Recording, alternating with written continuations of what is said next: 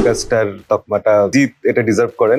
প্রথম কথা, I don't believe in superstar megastar. আমার এই শব্দগুলোতেই আপত্তি আছে। ফাইনাল টিজারটা আমার কাছে এসেছে, তোমার সব কথা রেখে দিয়েছে সেখানে, শুধু একটা রাখেনি। কি রাখেনি তুমি দেখলেই বুঝতে পারবে। দেখলাম মেগাস্টার দেব করে দিয়েছে। আমি আবার ফোন করলাম, শ্রীকান্ত বলেছে হ্যাঁ ও দেব তো ঠিকই বলেছে, সুপারস্টার যায় না ওর সাথে। শ্রীকান্তকে ফোন করে তুই চুপ রাখ, তুই ফোন রাখতে টিজার কে সালা সালা বাস।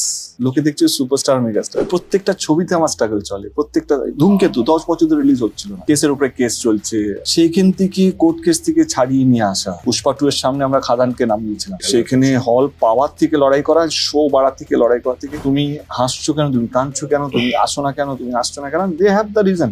বেস্ট পার্ট আমার কি আছে, আমি একটু নেগেটিভিটি থেকে দূরে থাকি। যখন একটু কিছু নেগেটিভ কেউ আলোচনা করছে আমি ওইখানে সেট করে কেটে পড়ি। ইন্ডাস্ট্রি খারাপ আছে ভালো আছে, আই ডোন্ট কেয়ার। আমি ফোকাস, আমি কি করতে চাই, আমি জানি আমাকে বাংলা ছবিকে কিভাবে ন্যাশনাল প্ল্যাটফর্ম নিয়ে যেতে পারবো, এইটার জন্যই আমি কমপ্লিটলি ফোকাস থাকি। আর এর বাইরে আমি কিছু ভাবি। আমি যদি আরো রঘুটাতে 12 দিন পেতাম, আমি অন্য একটা ছবি বানিয়ে দেখিয়ে দিতাম। আর আমি যদি ক্রাউডে, আমরা যথেষ্ট প্রচুর ক্রাউড ইউজ করেছি, আমরা 800, 900, 1000 ক্রাউড ইউজ করেছি। আমি যদি 2000 ক্রাউড এক্সট্রা পেতাম জুনিয়র আর্টিস্ট পার ডে, আমি অন্য একটা স্কিল দেখিয়ে দিতাম। কি আমি যদি এক্সট্রা 14 দিন পেয়ে যাই, I can challenge you, we can beat anything.